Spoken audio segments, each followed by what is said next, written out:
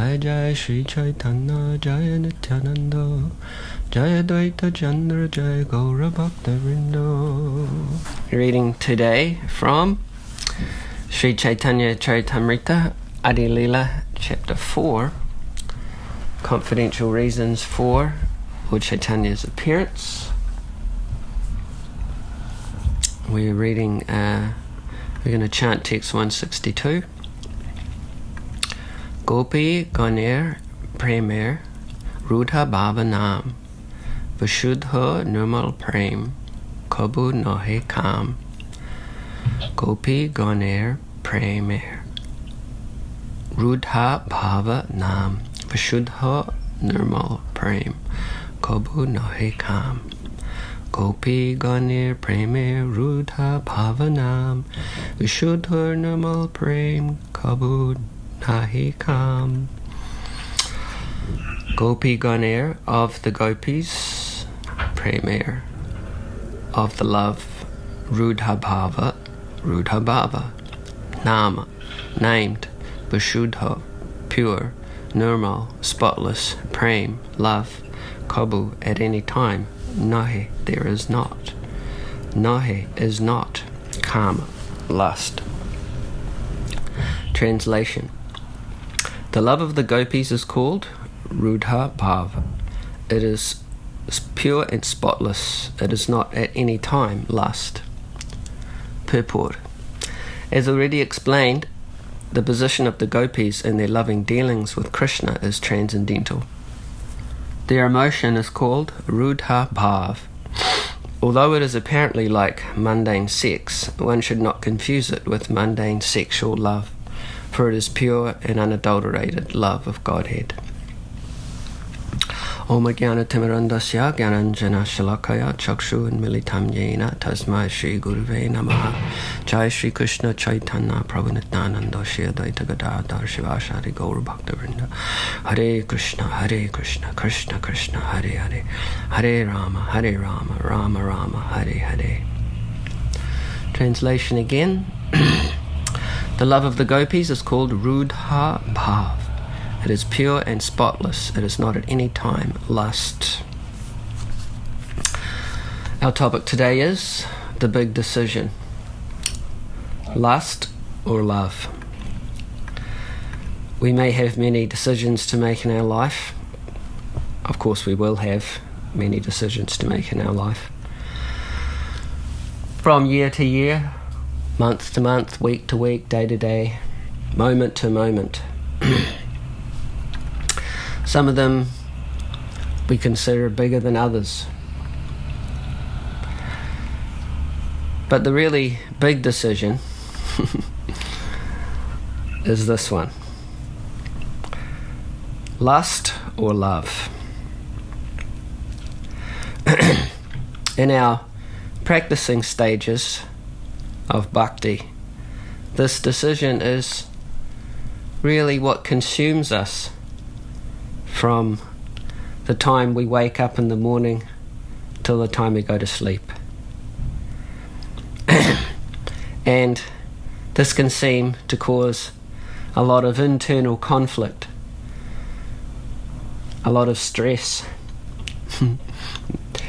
Many people come to bhakti because they want to be free from stress, free from anxiety. And of course that's meritorious. As Krishna explains in the Bhagavad Gita, 7th chapter. Anyone that comes to me, even if it's for some material motive, they're glorious. They have auspicious merit, sukriti. And in Kali Yuga, it's probably fair to say that the vast majority of people come to bhakti because they want relief from suffering. Kali Yuga is such a ruthless age. Naturally, everybody is experiencing so much suffering, so much misery in so many different ways. So if someone's fortunate in that situation, they come to Krishna consciousness, and they naturally want relief from their suffering, relief from stress, relief from anxiety. And then they hear that actually they're supposed to control their senses. They're supposed to control their mind. And because there's a lot of habit energy, of uncontrolled mental and sensual activities, that can cause some that endeavour to control the mind and senses can create quite a lot of stress and anxiety. So quite a lot of internal conflict. Should I or shouldn't I? Well, I know I shouldn't, but I really want to. No, I shouldn't. But, well, maybe. So this can go on, this indecision can go on in the mind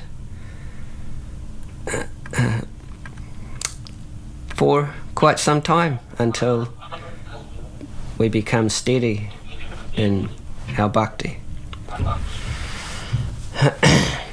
We're like sick patients who just love a certain kind of food, which is actually the cause of our sickness. But the doctor says to us that you can't have that food if you want to get well, if you want to get cured. What to do? There's an echo on my end from your audio there. Can you do something about that, Joel?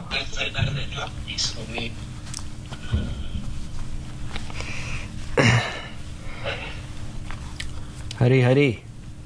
That's better. So what to do?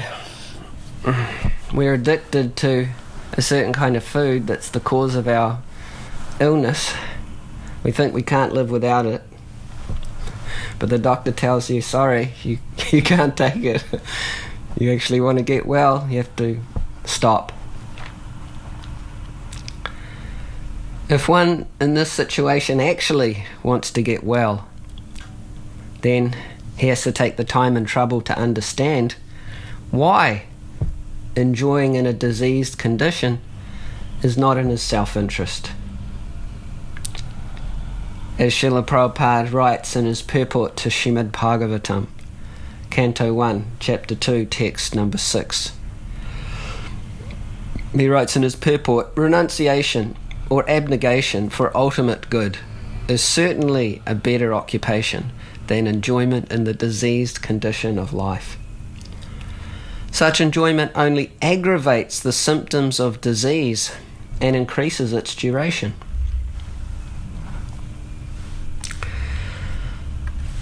The more the patient understands that there's no real enjoyment in a diseased condition, and that real enjoyment is naturally there when one's healthy, then the easier the decision, should I or shouldn't I, is.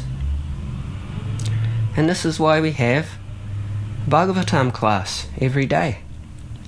The more we hear, and the greater our desire to actually understand and accept what we hear in our heart, then the easier and happier our life is as bhakti practitioners.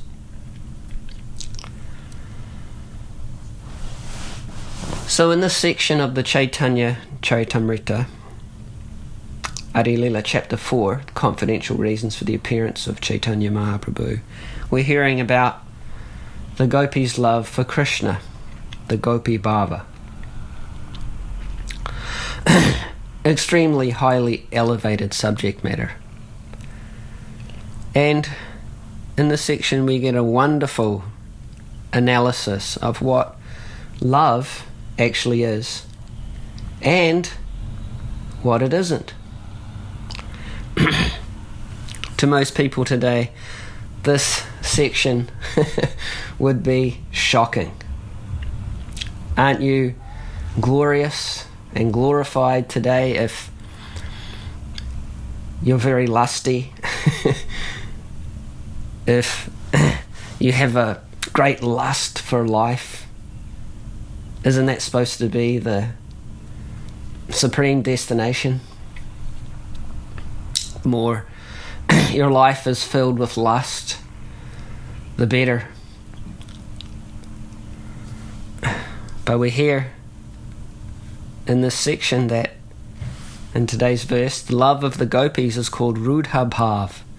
It is pure and spotless. It is not at any time lust. And then Kaviraj Goswami goes on. The pure love of the gopis has become celebrated by the name lust.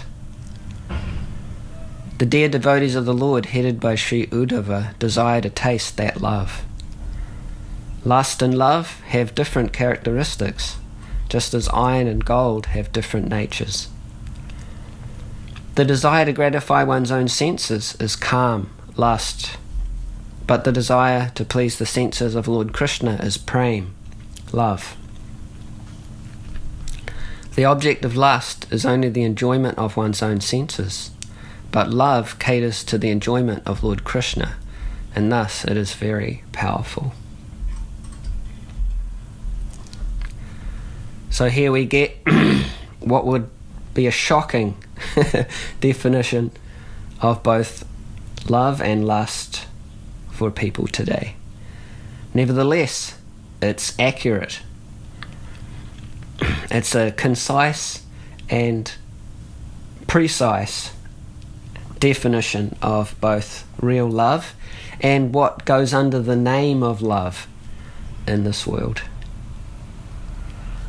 And this is essential knowledge because the conditioned souls, they confuse these two things, particularly men.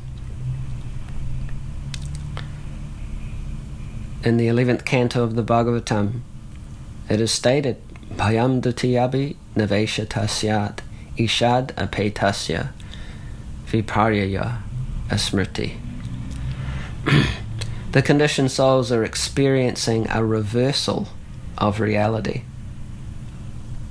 due to their absorption in the illusory energy, which is due to their turning away from the Supreme Lord.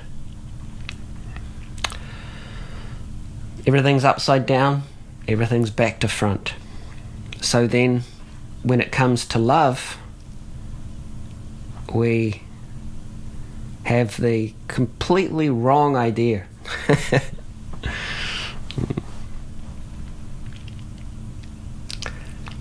I don't know if anybody had a favourite love song before they were a practitioner. Personally, I didn't, because I didn't like love songs. I was a metler. So anyway, that's enough said.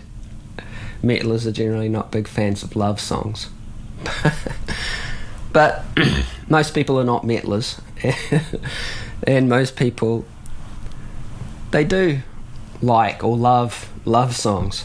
That's why there's so many songs like that on the radio. I remember when I was a kid growing up, particularly my stepfather, he would work in the garage and always have the radio on. So I listened to that all the time when I would hang out with him in the garage, helping him. And he would build things and fix things and stuff like that. I would just hang out with him and try to help him, see what he was doing. And he would always have the radio on. This was back in the 1970s. So all that music's still in my head. All those 70s love songs. Don't worry, I won't start singing any.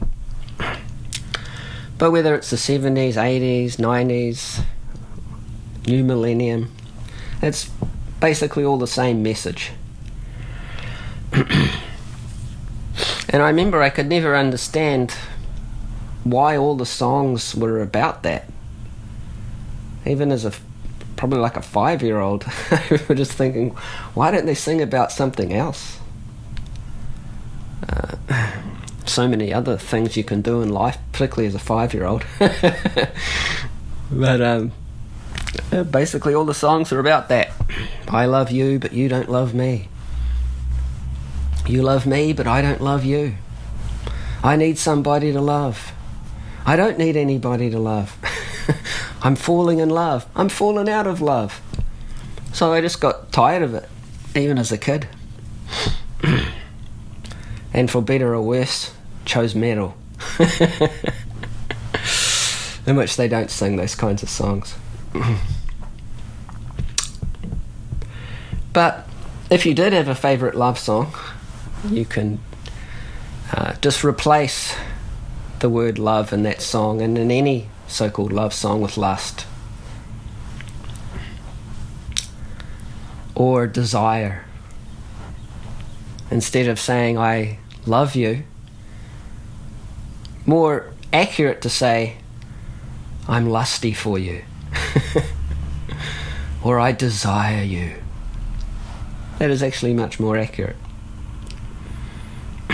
So what goes under the name of love in this world is not love, it's lust, because there's always some selfish motivation in our so-called love in this world. So you can just, if you hear a love song, maybe you're out on the street or in a shop or something, you might hear some love song that they're playing. You can do that. Just replace the word love with lust. Then you'll be protected from the so-called love of this material world. Let's hear that definition by Krishnadas Kaviraj Goswami again of lust and love. He says, the desire to gratify one's own senses is karma, lust, but the desire to please the senses of Lord Krishna is prem, love. The object of lust is only the enjoyment of one's own senses, but love caters to the enjoyment of Lord Krishna, and thus it is very powerful.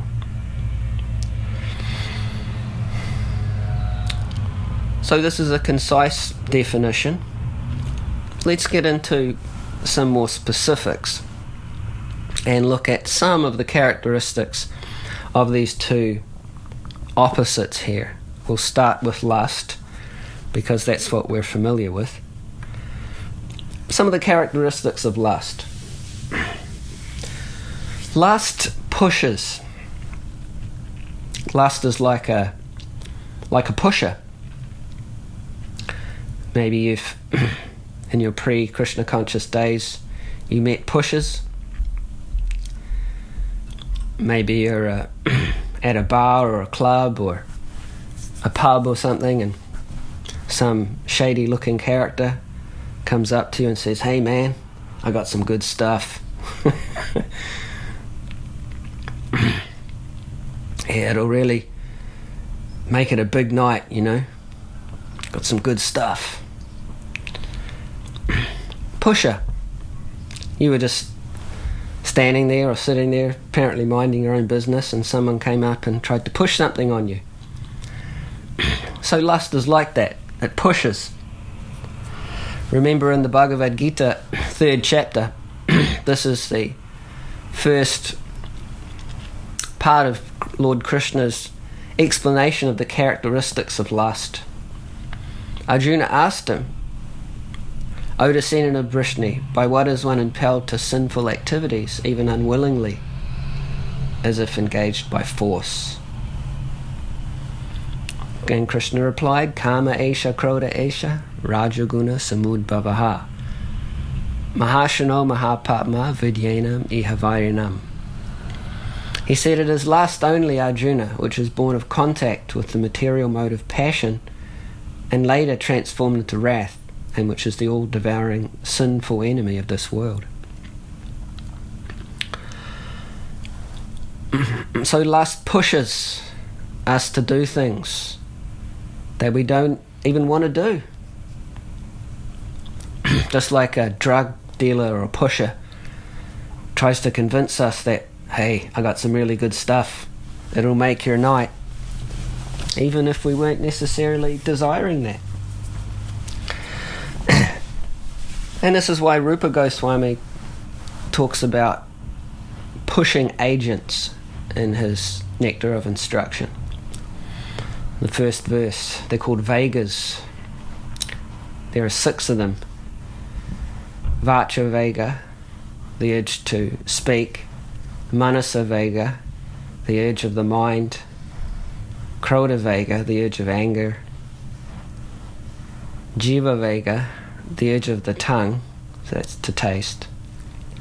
Udara Vega, the urge of the belly, and Upasta Vega, the urge of the genitals. So these 6 are pushing agents of lust. So this is one characteristic. Lust pushes. Another characteristic is that lust covers. Krishna also goes on to explain that in that same 3rd chapter. He says that as a fire is covered by smoke, as a mirror is covered by dust, or as the embryo is covered by the womb, the living entity is similarly covered by different degrees of this lust. You may note in this verse that the word covered is used 3 times. 3 different types of covering that lust imposes on the pure living entity. And Krishna goes on, thus the wise living entity's pure consciousness becomes covered by his eternal enemy in the form of lust. So what does this mean, that the wise living entity's pure consciousness becomes covered? Avritam Jnanam. Lust covers our vision of reality. Instead of seeing reality as it is, that everything is Krishna's energy and everything therefore should be used for Krishna's pleasure, lust causes us to hallucinate that actually I am the enjoyer, I am the controller, and of course I'm a nice person as well, I'm the friend of everybody, right? And the energy of this world is meant for my pleasure. If you studied the 4 seed verses of Srimad Bhagavatam, at PKA we just finished a little study of those verses. Then you'll remember the 2nd verse. Rite ratanyad pratiyeta na pratiyeta chatmane tadvidyad atmano mayam yatha baso yatha tamaha. Krishna speaking to Lord Brahma at the beginning of the creation. And he's explaining his illusory energy. He says, O Brahma, whatever appears to be of any value, if it is without relation to me, has no reality. No, it is my illusory energy, that reflection which appears to be in darkness.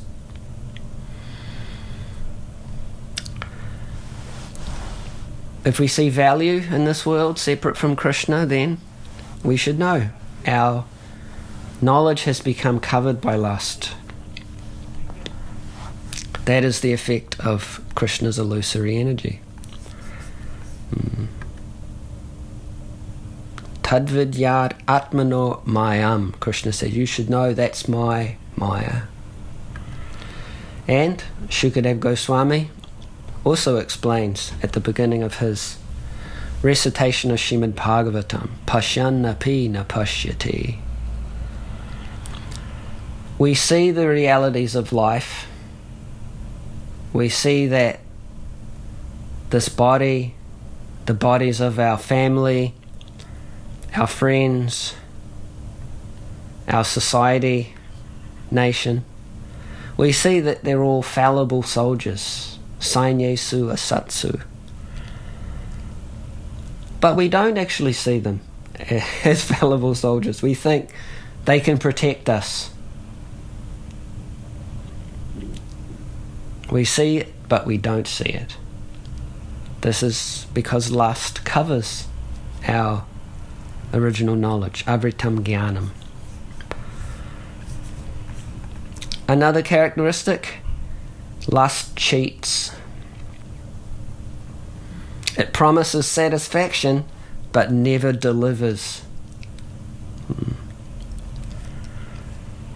If we go back to that verse from the Bhagavad Gita, thus the wise living entity's pure consciousness becomes covered by his eternal enemy in the form of lust, which is never satisfied and which burns like fire.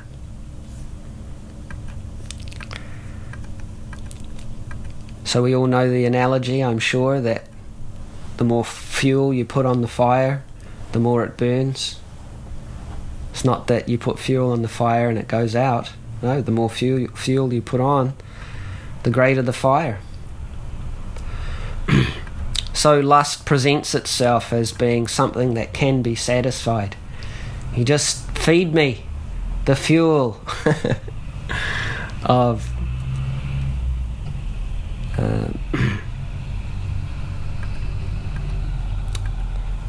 trying to satisfy me, and I will be satisfied, but it never happens. The fire just burns stronger. And not only does it not satisfy or us, or not only is it not satisfied, and in that way cheats, but it also turns into frustration and anger. We heard that. Kama esha, krodha esha. From kam, lust, comes krodha, anger. So that's also a type of cheating, because lust never tells us that. Lust never presents itself like that. That's something that happens after it cheats us by thinking, by convincing us that it can actually be satisfied. No, it's not satisfied, no matter how much you try to satisfy it, and it turns into frustration and anger. Then, lust also binds. You may remember in the 16th chapter of Bhagavad Gita, Krishna says that the lusty person is bound by a network of illusions.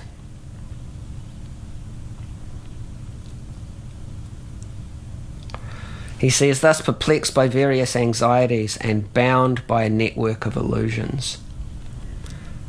That is the power of lust. We become bound by the matrix of illusion. What are those illusions? Basically, he goes on to explain there are three. Ishvaraham, I am the controller. Aham bhogi, I am the enjoyer. And Siddha aham, I'm perfect.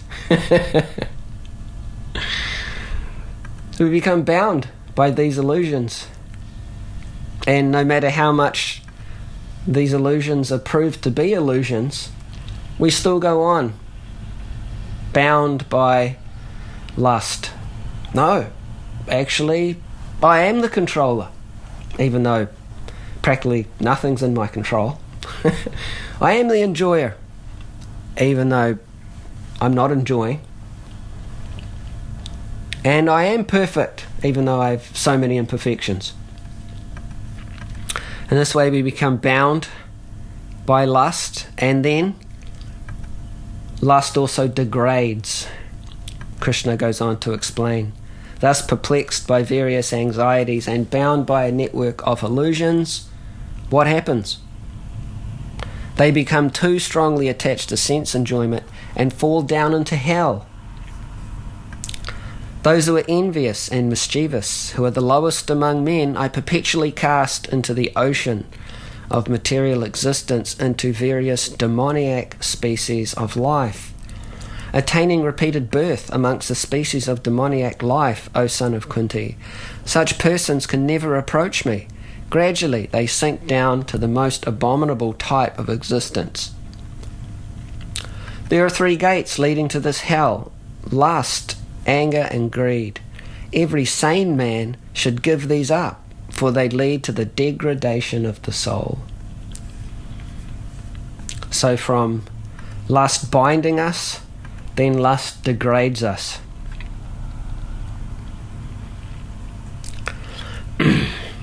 And then lust also demands. I don't know if you've noticed that. Lust, what does lust demand? Lust demands service. We don't like to think of it in that way because we want to think that we're independent. Yeah. Swarat. We want to think that we're not serving anybody. We're independent. We're the master of our circumstances. And again, this is why Rupa Goswami talks about pushing agents, things pushing us around. And not only do they push, but they also demand. And he gives that beautiful verse in the Bhakti Rasamrita Sindhu, illustrating this point.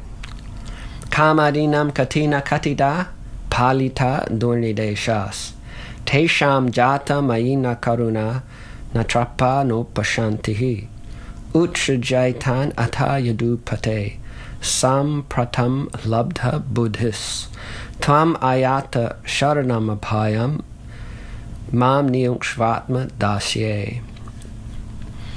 O my Lord, there is no limit to the unwanted orders of lusty desires.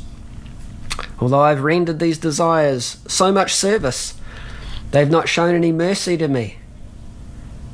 I've not been ashamed to serve them, nor have I even desired to give them up.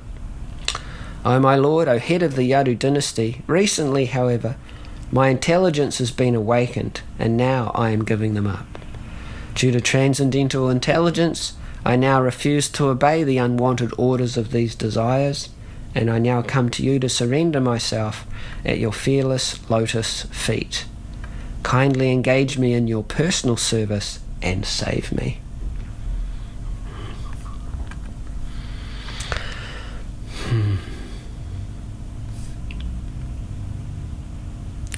So, lust demands. What does lust demand? Service. And that service is does not come with any mercy. There are just more demands. No matter how much service you render to lust, lust just keeps demanding more service. There's no mercy. There's no vacation, no holiday. So again, this is why we have Bhagavatam class every day, to awaken our intelligence. As Rupa Goswami has said in this verse, Labdha Buddhi. Recently, however, my intelligence has been awakened, and now I'm giving them up, meaning giving up the demands of lust. This hearing of Bhagavatam every day is the process of regaining our sanity.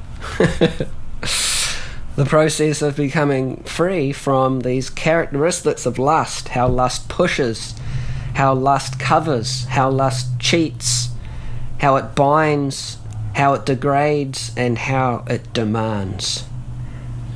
You hear Bhagavatam every day with a sincere heart, and your intelligence will be awakened, and you'll be able to see your way beyond this Nitya Vairina, eternal enemy. And remember, that eternal enemy with all these wonderful characteristics is what we call love. That's what we call love in this world. That's what everybody's singing about in those songs. Because we've got this reversal of reality going on.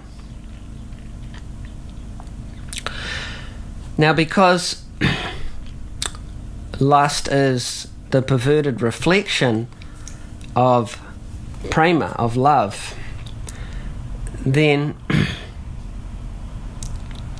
it has a taste to it. It has a rasa. It's the perverted reflection of the original rasa, bhakti rasa. But the taste of lust is mundane. And Rupa Goswami explains that in his Nectar of the Bhakti Rasamrita Sindhu, Nectar of Devotion, that mundane taste, that mundane rasa of lust, it has two characteristics, which, if you're intelligent, you realize are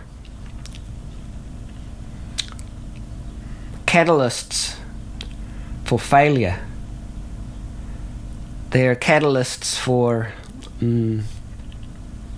they just show lust to be what it really is. So he says there's bhoga tyag and chapal sukha. These are two main characteristics of lust. Bhoga tyag, bhoga means enjoyment, tyag means renunciation. So we try to enjoy something out of lust, that's bhoga, but because it's not satisfying, we then give it up, tyag, we then renounce it. But then because we don't know anything else, and lust is pushing on us, it's demanding of us, it's covering us, it's cheating us, we try again. Again, we try to enjoy bhoga. And then again, we get the same result, dissatisfaction. Again, we're cheated. So then, tyag, we renounce that lusty activity. But then again, lust pushes on us, and lust covers us and demands. So then again, we try to enjoy. And in this way, life goes on in a very unsatisfying way. So that's bhoga tyag, one of the two symptoms that Rupa Goswami gives in Nectar of Devotion of lust. The other one is chapala sukha. Chapala sukha means, chapala means flickering, sukha, happiness. The happiness of lust is flickering, it's temporary. In other words, even if you think that you've got something that satisfies you, it's going to disappear. It's just a matter of time. And then what will happen when it disappears? Then you'll lament. There are some couples, for example, who have been together for over 50 years. Old couples. And of course, a lot of people today are very appreciative of that. And of course, on one level, it is worth appreciating that a couple can stay together for that long. But in an existential sense, the longer you stay together with the person that you quote-unquote love, the more difficult it is when they leave.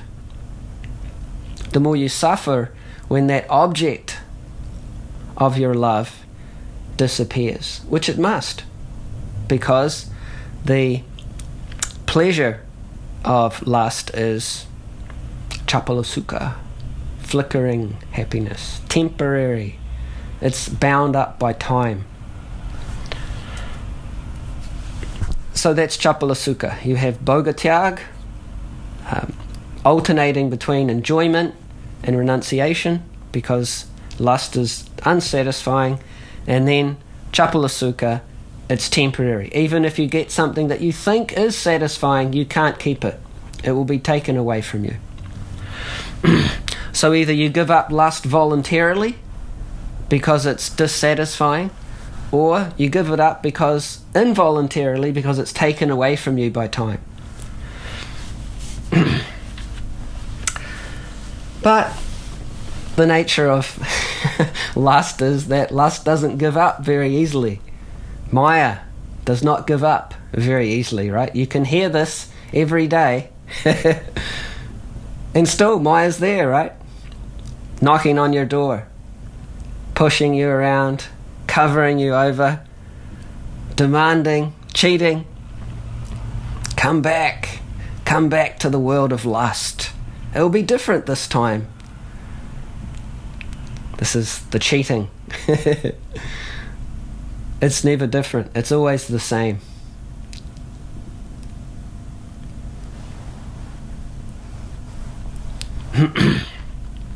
So, as Bhakti practitioners, we keep hearing every day, Nityam Bhagavata Sevaya. And gradually, by Krishna's mercy, it all starts to sink in. The realities of lust. Now, let's change track and take a look at the origin of lust, which is a perversion of reality. We'll look at the real thing, which is prem, love. The characteristics of love are, you'll notice, quite different, except for one characteristic. Love means attraction. This is the first characteristic we wanted to present. Because Krishna is the greatest object of love, he's the most, or you could say because Krishna is the most attractive person, he's the greatest object of love. Love means attraction. You can't love someone or something that you're not attracted to. So because Krishna's very name lets us know that he's all attractive. That's what his name means, Krishna, the all attractive. So because Krishna is the most attractive person, he's the greatest object of love. Rupa Goswami calls that Vishaya. He's the object of love. And the devotee is Ashraya, the reservoir of love. Love resides in the heart of the devotee, the prema. Therefore he's called Ashraya, or the reservoir of love. And that love is then directed towards Krishna, who's the Vishaya, the object of love, the most attractive person. Because he's the most attractive person, it's natural for everybody to love him. Love means attraction. So if you can find the most attractive person, then you can find the greatest object of love. We know that Krishna, one of his opulences that makes him attractive is his beauty.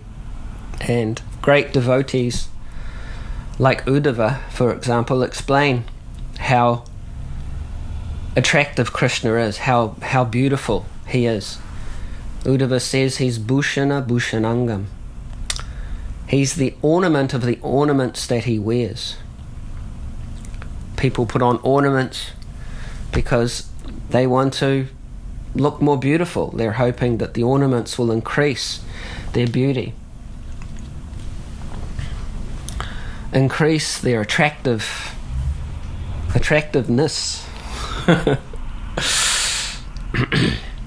It's like now in Kali Yuga, or at least here in Wellington, maybe because people don't have much money, you don't really see people wearing things like gold, jewels that much. But what you do see, what I see anyway, is a lot of people wearing tattoos. Practically, even just on the street I live on Willis Street, there must be at least 5 tattoo parlours. Because I walk up and down the street for exercise. And so I'm just amazed by how many tattoo parlours there are just on this one street. There's probably more tattoo parlours in Wellington than cafes. Because people want to increase their attraction. They want to add some ornament to their body that makes them look attractive. And then, of course, if you have tattoos strategically placed on various limbs of your body to make you look more beautiful, you have to then arrange your attire, your wardrobe, so that everybody sees your tattoos. What's the point of having tattoos if people don't see them. So therefore you have a lot of people that I see walking down the street with tattoos on their calf muscles. Have anybody noticed that? Tattoos on the calves. So therefore you have to wear shorts, even if it's freezing, absolutely freezing cold here in Wellington. You know, it's raining. it feels like 10 or something. This is in December. This is what it's been like here during the festival. And there's a 30 kilometre now southerly blowing straight up Willis Street. But still you have to wear your shorts so people can see your tattoos, so that they can appreciate how beautiful you are. Right? Or singlet to show off your tattoos on your arms.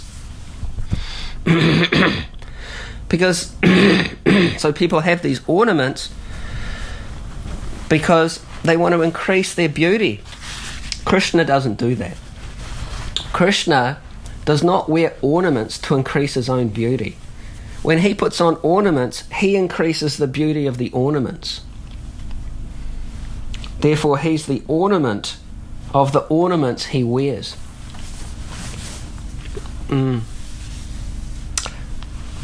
Just like the gopis sing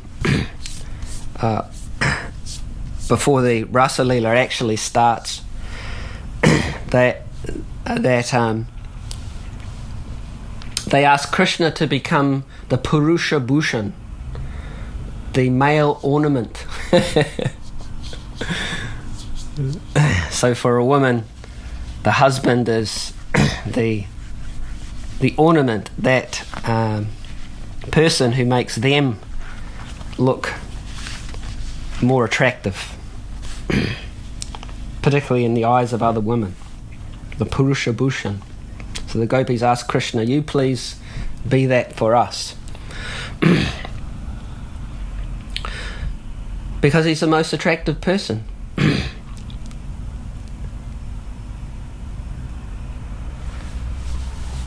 Then those gopis also curse the Creator for making eyes. First of all, they curse the Creator, Lord Brahma, for making bodies that only have two eyes to see the beauty of Krishna. And then even those eyes have eyelids. So when the eyelids cover the eyes by blinking, for that moment they can't see Krishna. They can't see the beauty of the Lord. Therefore, what is the use of the Creator? He's useless. Doesn't know how to do his service properly. That's some serious beauty. If you miss the person's beauty for the moment that your eyes blink, that's got to be some pretty serious beauty going on there. Most of us don't even notice when our eyes blink. Anyone notice their eyes blinking? We don't notice our eyes blinking because we're not looking at anything that's beautiful enough for us to notice. That object of beauty has now disappeared for that split second that our eyes blinked. Then, it's not just Krishna's form that is attractive. Even his flute playing is unlimitedly attractive. You can read that chapter in the Bhagavatam, the Song of the Flute, Venugita, where the gopis are talking about Krishna's flute playing, how attractive it is. When Krishna plays his flute, all the moving living entities become stunned in ecstasy, and all the non-moving living entities begin shivering in ecstasy. You ever seen any musician play their instrument? That's what happens. So musicians, that's what they want to do, right? They want to create some kind of bhava and then project it to their audience, and they create some kind of mood and influence the audience, move them. Have you ever heard of a musician doing that? They play their instrument and unmoving living entities begin shivering in ecstasy. And the moving living entities become stunned in ecstasy. That's some pretty attractive musical skills there. Remember the cows, the gopis explain how the cows in Vrindavan, they have these big long ears. Have you seen them? The Brahmin cows, they have big long white ears. So they're like antennas, these ears. And what do they pick up? With their ears, they pick up the sound of Krishna's flute. Krishna plays his flute, and that sound enters the ears of the cows. And the cows become stunned in ecstasy. They can't move. They just experience that stamba bhava. Is stamba bhava there? Yes, that's one of the 8 sattvika bhavas. Stamba bhava. Stunned in ecstasy. Of course, that's the real ecstasy. The ecstasy of Krishna's flute playing. Right? Venu Madhurya. The sweetness of the flute enters the ears of the cows, which are like antennas to pick up that sound. And then the cows become stunned in ecstasy. And the calves, they're drinking the milk from the cows. And when they hear the flute, they also become stunned in ecstasy. And they have milk in their mouths. They're sucking the milk bag of the cow, sucking the milk out, and they have the milk in their mouths, but they can't swallow it. They're just stunned with this warm milk in their mouth, not being able to swallow, hearing the sound of Krishna's flute. And of course that flute, the gopis say, is... the gopis don't like the flute because they say that the flute, he's just a bamboo rod. But he enjoys the nectar of Krishna's lips that are actually meant for us.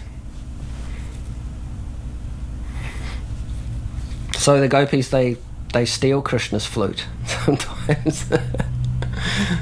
That flute, he's just a bamboo rod. Why is he enjoying the nectar of Krishna's lips? That's ours. That's our nectar. But Krishna uses that flute to call the gopis. Krishna stands on the bank of the Jamuna at Vamshivat on the full moon night of the Sharat season and begins playing. And all the gopis leave their household affairs. They drop everything, whatever they were doing. They just forget it and they rush to answer the call of Krishna's flute. Some of them couldn't even dress properly. Some of them put their clothes on. They put the top part of the clothes on the bottom part of the body, bottom part of the clothes on the top. They were so bewildered by the sound of the flute. So attractive. Couldn't decorate themselves properly, just left with one earring, kumkum not on properly, kajal not on properly, just ran to answer the sound of the flute. That's some pretty serious musical skills there by Krishna.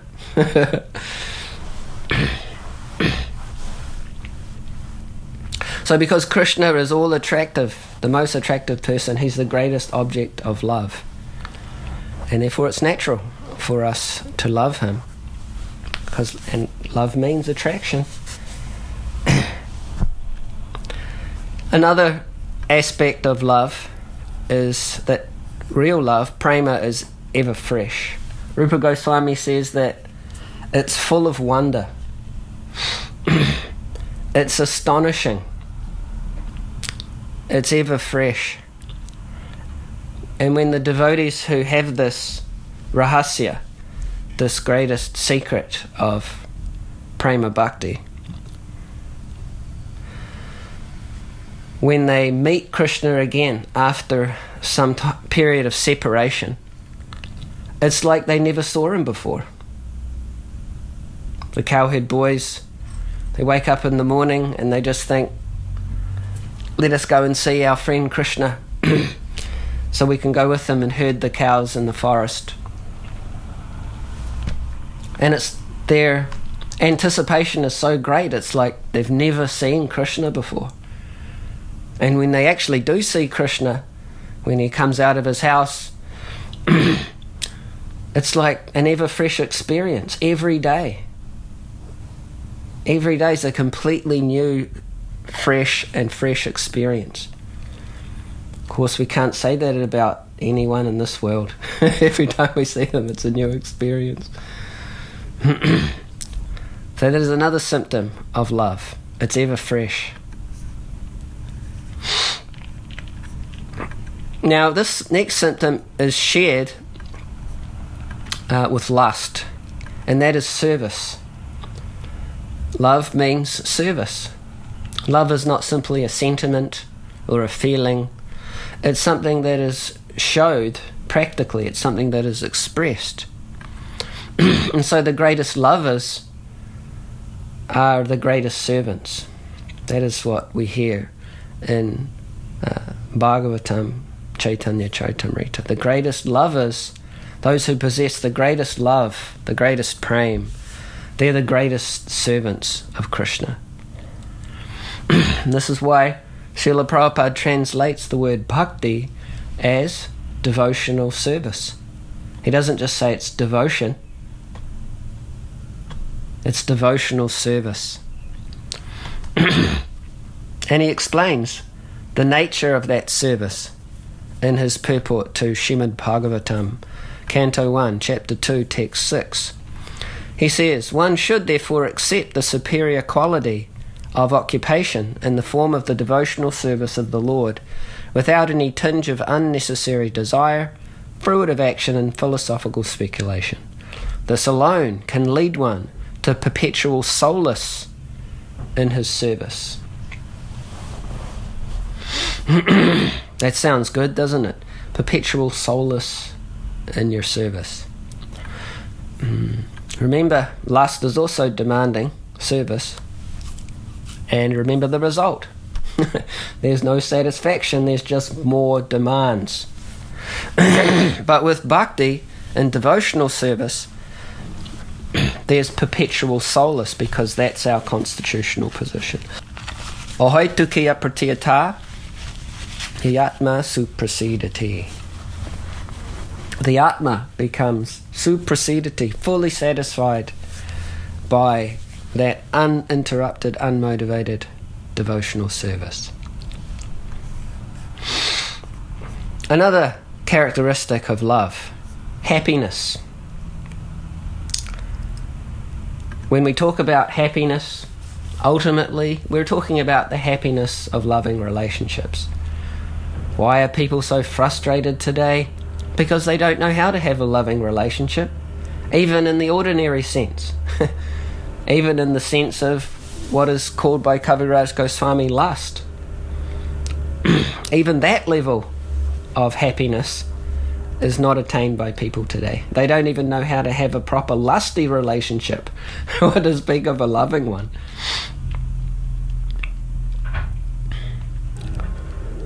That's why they're so frustrated.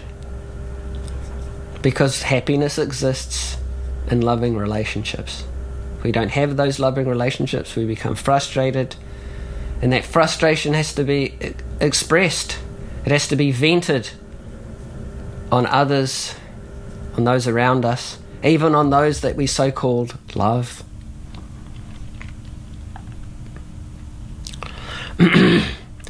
So Krishna, who's the origin and the very form of rasa himself. You remember Rupa Goswami at the beginning of the Bhakti Rasamrita Sindhu, when he's describing the goal of the book, or the Vishaya, the object of the book, the object of love, Krishna. He refers to Krishna as Akila Rasamrita Murti. Akila means all, rasa,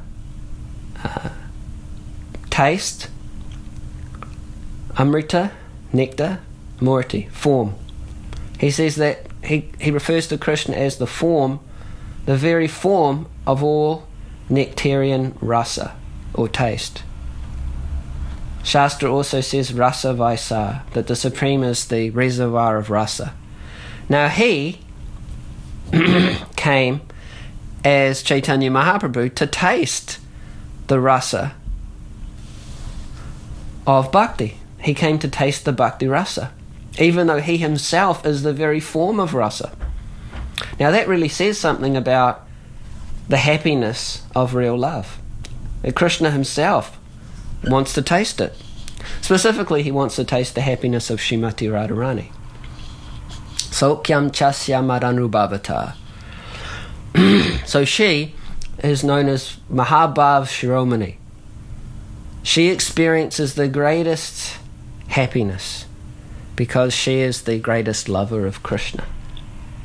She's the greatest lover of the greatest object of love. Another characteristic, the last one we will examine today, is powerful. Love is powerful. We hear that in text 66, 166. The object of lust is only the enjoyment of one's own senses, but love caters to the enjoyment of Lord Krishna, and thus it is very powerful. How powerful is it? It has the power to control the Supreme Controller. Krishna is also known as Bhrityavashyata. He has the tendency to come under the control of the love of his own devotee. And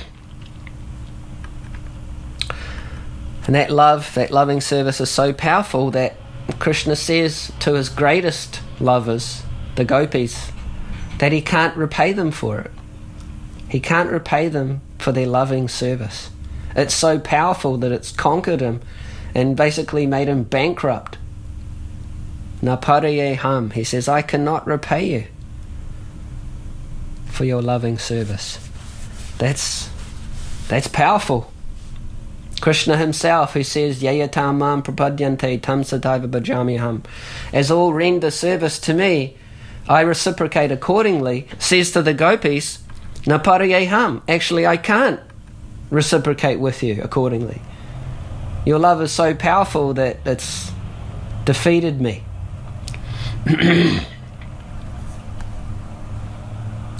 Let us read over these verses again that we looked at today. Lust and love have different characteristics, just as iron and gold have different natures. Now in this purport, Prabhupada says, one should try to discriminate between sexual love and pure love, for they belong to different categories, with a gulf of difference between them. They are as different from one another as gold is from iron. So we're getting a statement here of value. Yes, gold and iron, they're both valuable.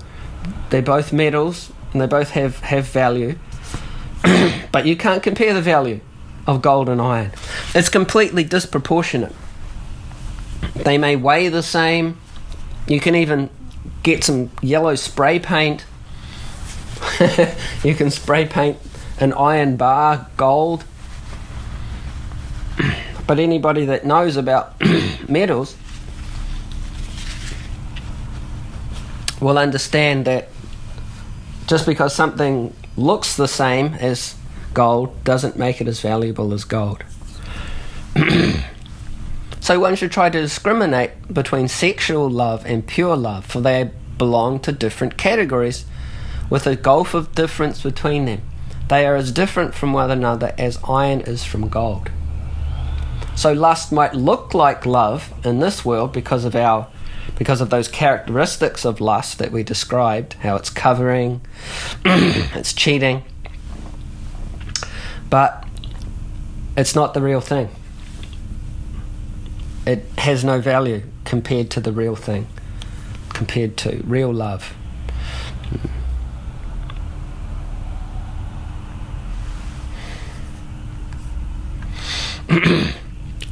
And then the next verse, Atmendriya priti bancha tare boli kam, Krishnendriya priti icha dore prem nam. The desire to gratify one's own senses is calm, lust, but the desire to please the senses of Lord Krishna is prem, love. Srila Prabhupada says in his purport, the revealed scriptures describe pure love as follows: Sarvata dvamsa rahitam satyapi dvamsa karane yad bhava bandhanam yuno saprema parikirtitaha. If there is ample reason for the dissolution of a conjugal relationship, and yet such a dissolution does not take place, such a relationship of intimate love is called pure. The predominated gopis were bound to Krishna in such pure love. For them, there was no question of sexual love based on sense gratification. Their only engagement in life was to see Krishna happy in all respects, regardless of their own personal interests. They dedicated their souls only for the satisfaction of the personality of Godhead Sri Krishna. There was not the slightest tinge of sexual love between the gopis and Krishna.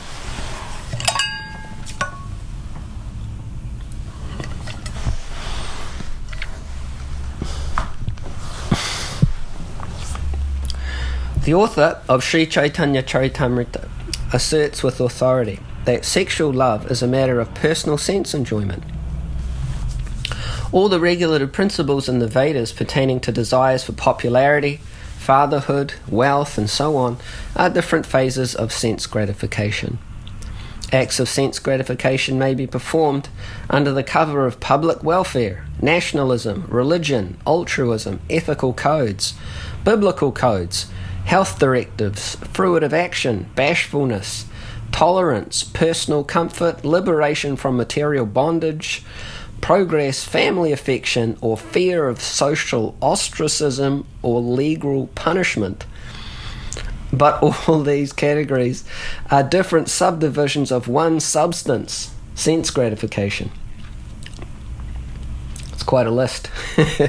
All such good acts are performed basically for one's own sense gratification, for no one can sacrifice his personal interest while discharging these much advertised moral and religious principles. But above all this is a transcendental stage in which one feels himself to be only an eternal servitor of Krishna, the absolute personality of Godhead. All acts performed in this sense of servitude are called pure love of God, because they are performed for the absolute sense gratification of Sri Krishna. However, any act performed for the purpose of enjoying its fruits or results is an act of sense gratification. Such actions are visible sometimes in gross and sometimes in subtle forms.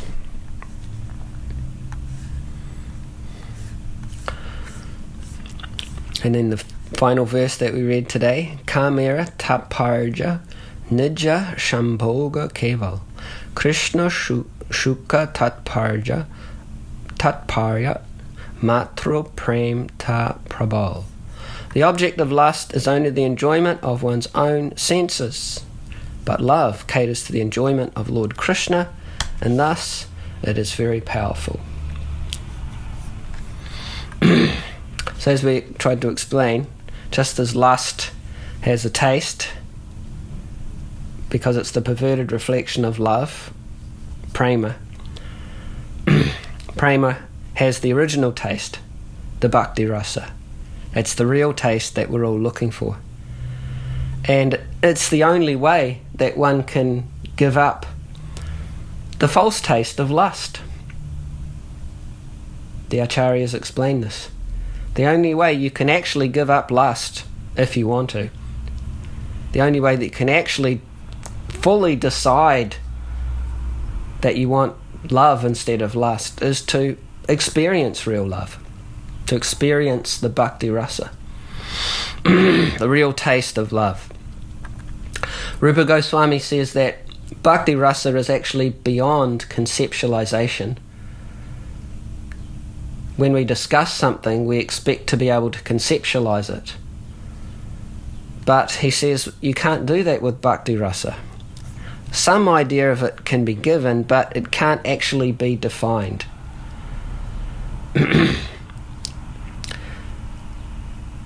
This much he says about it. He says it's very deeply wonderful and it awakens in a pure heart. So some description can be given, but it's ultimately something that has to be experienced. Take honey, for example. You can intellectually, scientifically analyze all the different components of honey, all the chemical composition, the texture, the color. But you can't really know what honey is until you taste it.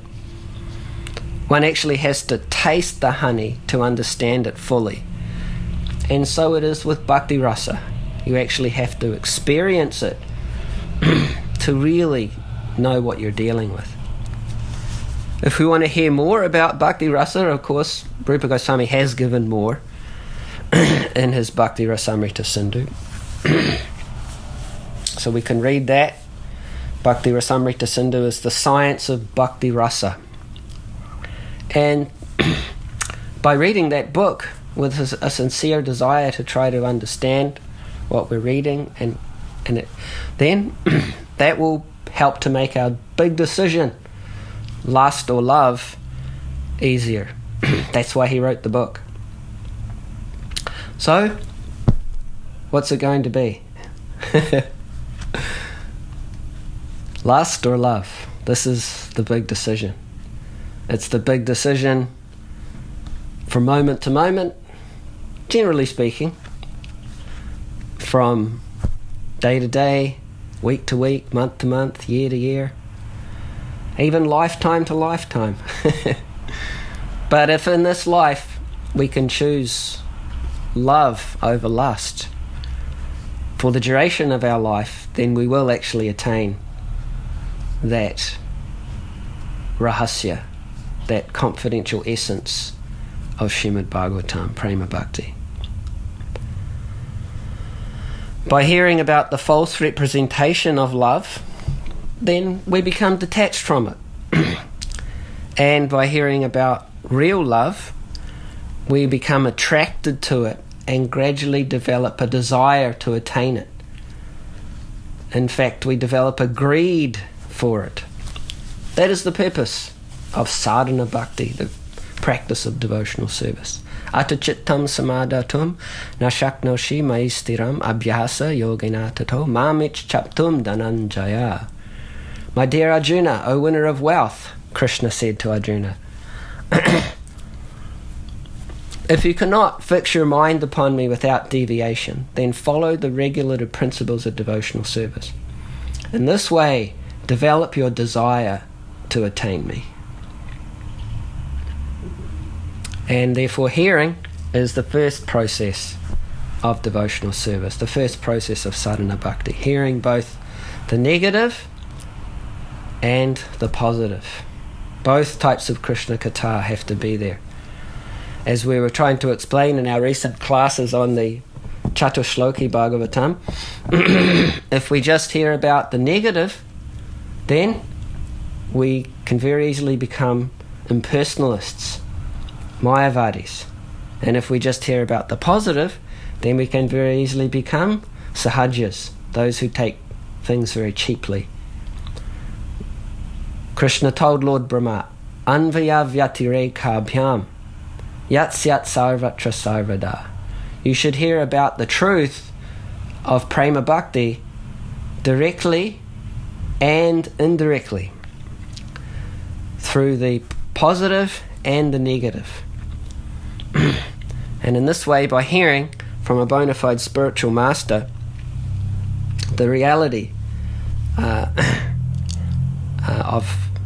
love and lust, one can actually make his decision very easy. Hare Krishna. Does anybody have any questions today? Or maybe a comment?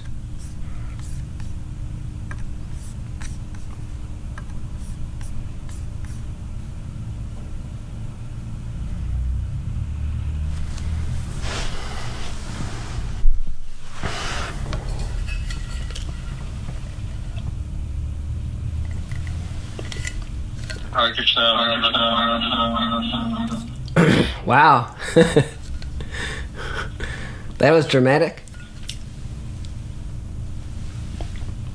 What a great introduction to a question.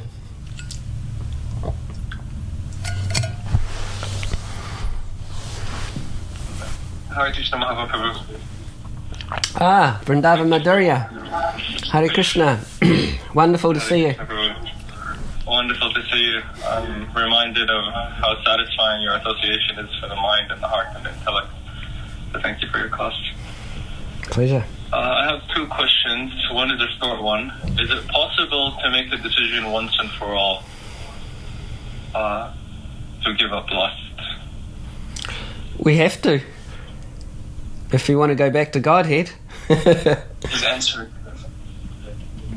Yes, we have to make that decision once and for all at some point if we want to go back to Godhead.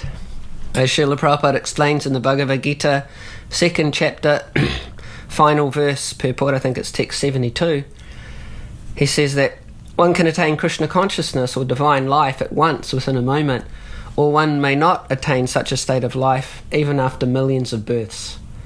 It is only a matter of understanding and accepting the fact. So, one can make that decision at once, within a moment, if one understands and accepts the fact. Or, he says, one may not attain it after millions of births. It's up to the individual. It may take some time, but yes, that is, if we're not there yet, that is where we want to go. Okay.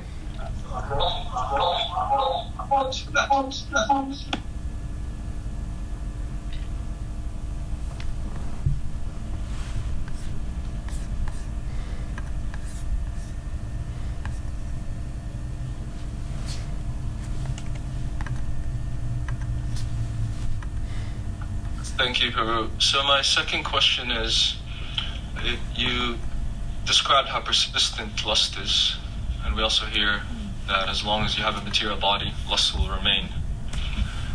So I'm wondering, there seems to be a need for a long-term vision, a long-term approach to getting free from lust. So I'm wondering what the pros and cons are to that long-term approach. One thing I can think of is that one becomes patient, but the con may be that one loses the urgency.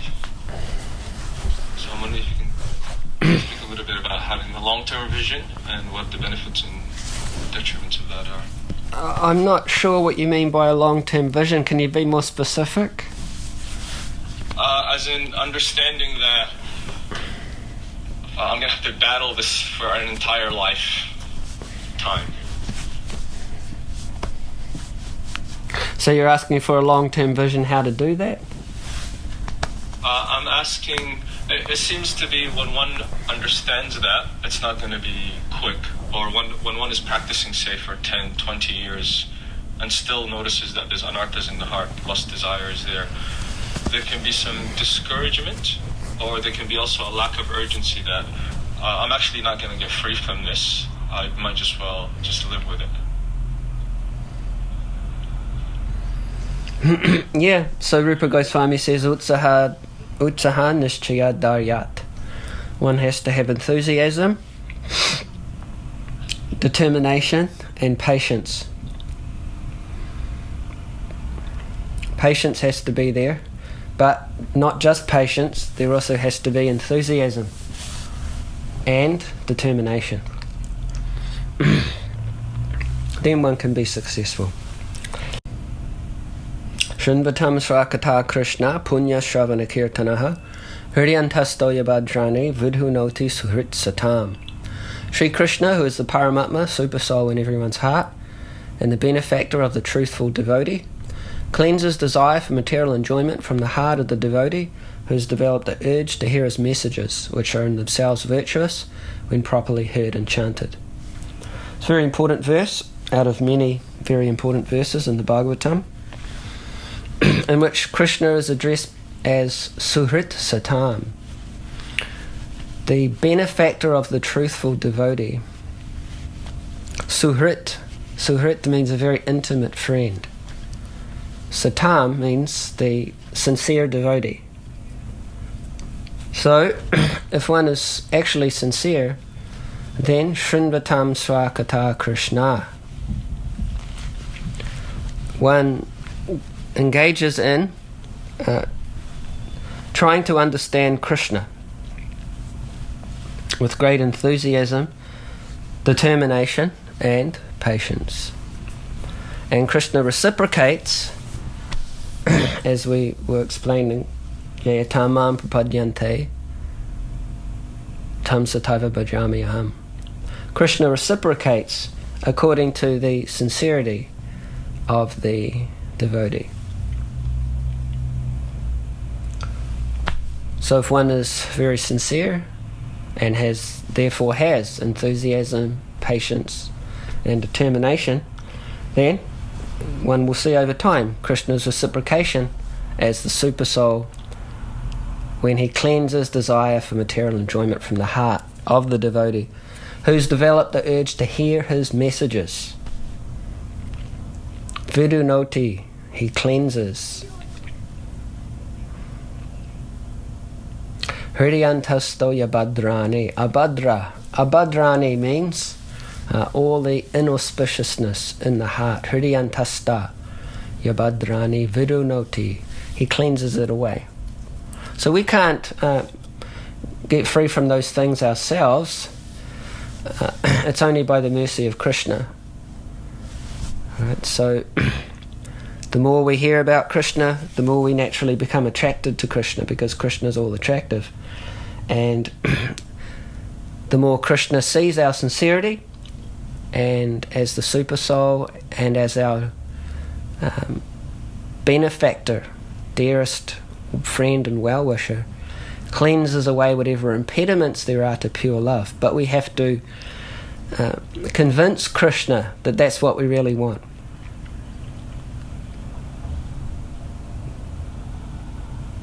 Sometimes we can resent this principle that Maya doesn't give up very easily. Wake up in the morning, oh, here we go again, the big decision. Lust or love? Oh, I'm not really sure. It's a bit of a head scratcher. Every day the same thing, the battle, the big decision. But real relationships, they are strengthened by going through trials, tribulations, through tolerance. Remember, Krishna explained that to Arjuna. He said, yes, you have this body, and therefore you will experience matrasparshastu konteya shitoshna sukha dukkada. The body is just a bag of happiness and distress, sukha dukkada, which are like winter and summer seasons, coming and going, coming and going, coming and going. And it's like here in Wellington. It must be climate change, but you don't know what season it is. Even in one day, it can start out like summer, then it turns into winter, then it goes to spring, then it's autumn. What to do? What are you going to do? I mean, I've been thinking of moving away. But if you're going to live here, you just have to tolerate that. That's your environment. So Krishna said, Agama apayano anityas. These things are all temporary. They're just coming and going. Tang satikshas vabharta. You just tolerate them without being disturbed. And you can tolerate when you hear about Krishna very sincerely, when you have the sincere desire to understand Krishna. And Krishna becomes impressed over time, because that's how relationships develop. Real relationships take time. They take tolerance, resisting temptations from other options. You know? It's like if a man is married, maybe he's a working man, Maybe he's a businessman or something. And he goes into the office and he gets some new young secretary there working in the office who looks quite available. But he, for the sake of the relationship with his wife and his children and his society, he tolerates the agitation. He doesn't ignore it. He sees it's there, but he understands it for what it is. And he also understands that the relationship with his wife is actually has some substance in the relative sense. Whereas this potential relationship is very superficial. The real substance is in his relationship with his wife and children. Therefore, he tolerates the agitation. Vyavasayatmika buddhi ekeha kuranandana, Krishna says to Arjuna. In this endeavour, you have to make your intelligence one-pointed. And until you do that, bahushaka hyanantascha, buddhyo avyavasayanam, you'll always be second-guessing yourself, you'll always be a bit bewildered. So if the businessman just decides, I'm not doing it, I've made my decision, this is my wife, then it's not a problem. He can tolerate the agitation. So Krishna says the same thing about spiritual life. You have to, at some point, decide enough's enough. Then when you do that, Krishna's impressed and he reciprocates. He can, unless you come to the point of the gopis, you get the gopi bhava and then Krishna can't reciprocate anymore. Because what can Krishna give to the gopis? They already have the highest thing. How can he repay them? They already have Mahabhav. There's nothing else he can give them. Only thing he can give them really is to separate himself from them, because that increases the bhav even more. But he says, I can't repay you. Napariyeham.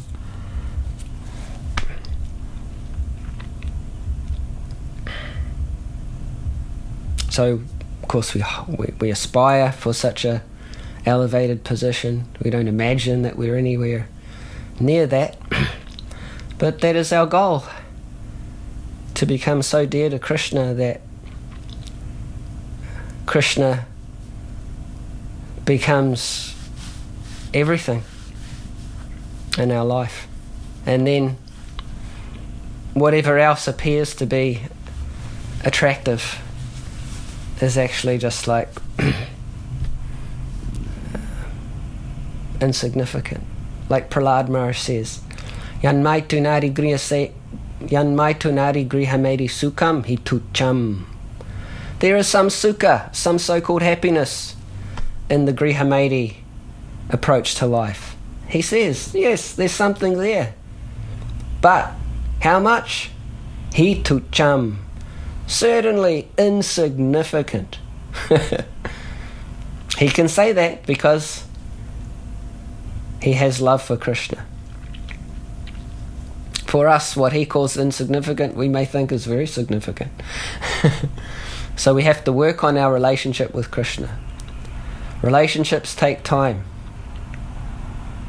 Even in the material world, relationships take time. You're a single man, so you don't have that experience of trying to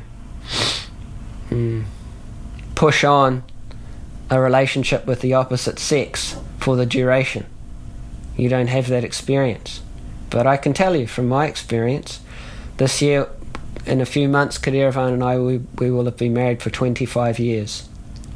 It was funny, actually. I was just saying to Kadiravan that when I got married, I never thought I would be married for 25 years. You just don't have that kind of long-range vision like you're asking about.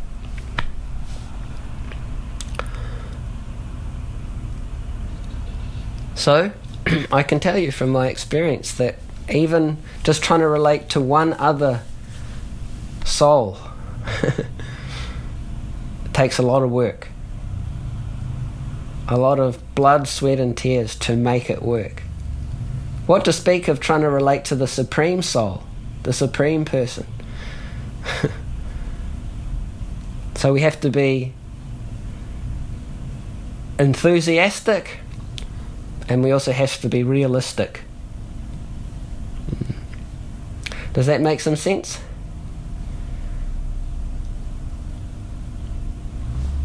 Yes, Prabhu. Thank you very, very much. Hare Krishna. Nice questions. Anybody else there want to ask anything?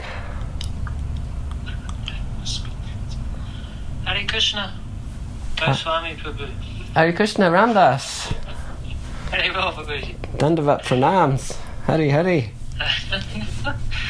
Prabhu, you know that quote you said, it's just a matter of understanding and accepting the fact.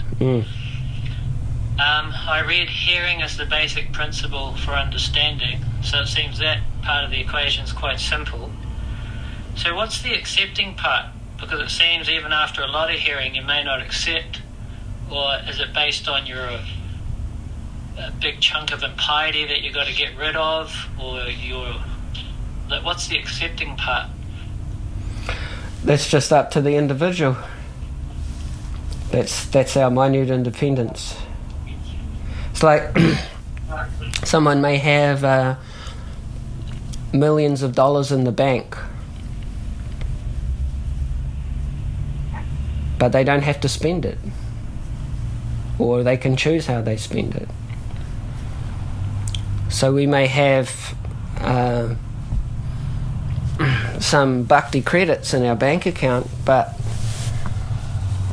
we may also just not want to spend them all on bhakti at the moment. We may also have some mundane money that we want to spend. So therefore, if that's there, we're not going to fully accept Krishna's proposal in the Bhagavad Gita. Savadharman parityajya kam sharanam vraja. Acceptance means to accept that I'm the insignificant servant of Krishna. Jivera Sarupai Krishnera Nityadas. If we can accept that, then taking up Krishna's offer in the Bhagavad Gita is easy. So to the degree that we accept that, to that degree, we can become Krishna conscious within a moment. So it's up to us. What do we want to do? Obviously, the more we understand the realities of lust and love, then the easier our decision will be. Therefore, hearing, as I said, that's the basic principle of sadhana bhakti. First of all, we have to hear. That will be a good start. If we're not hearing, we should start hearing. Nityam bhagavata sevaya, bhagavati utamashloke, bhaktir bhavati naishtaki. By regular attendance in classes on the Bhagavatam, and by the or by service to the pure devotee, all that's troublesome to the heart is almost completely destroyed, and loving service unto the personality of Godhead, who's glorified with transcendental songs, by transcendental songs, is established as an irrevocable fact. So, if we're attending Bhagavatam class every day, or we're hearing Bhagavatam every day, rendering service to the pure devotee every day, Nityam Bhagavata Sevaya, then we're in the right place to make the best decision. But we still have to make the decision.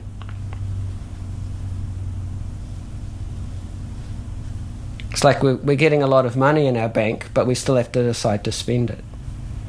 We might decide to be a miser and just look at our money. So that's what a miser is, right? They have a lot of money, but they don't want to spend it. So we might decide to do that. It's up to us. But nashtaprayeshu abhadreshu nityam bhagavata sevaya. Just by hearing, certainly there's progress, but we also have to hear with a sincere desire to understand and accept what we're hearing. So I mentioned that a couple of times in the class. Hearing mechanically is not enough. We will certainly make advancement by hearing mechanically, but what's really required in the sense of what Krishna's really looking for is that we're hearing with a sincere desire to understand and accept what we're hearing.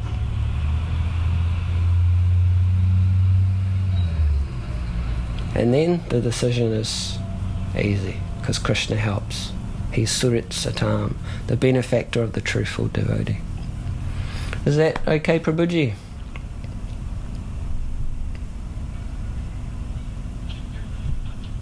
Yeah, thanks, Drew. That was very nice. Okay, gentlemen. Okay, gentlemen. Nothing else?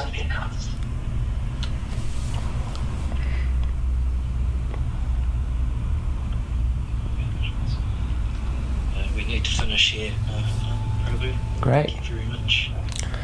Grantaraj Sri Chaitanya Chaitamrita ki jai, Srila Prabhupada ki jai, Shri Giriraj Maharaj ki jai. Go Premanandi, Hari Hari Bol.